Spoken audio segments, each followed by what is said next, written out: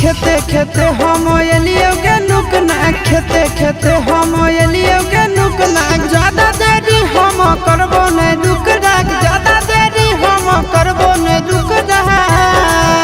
बारने बती भूख भाग ले रे चुपचाप बारने बती भूख भाग ले रे चुपचाप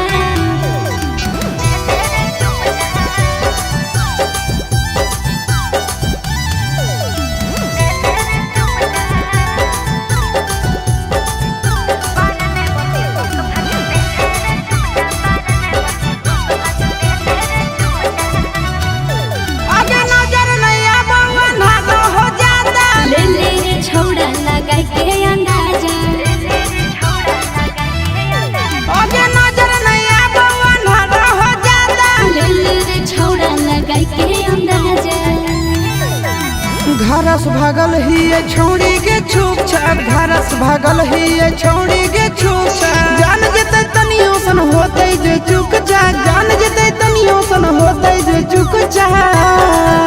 बारने बती भूख भाग ले रे चुपचाप बारने बती भूख भाग ले रे चुपचाप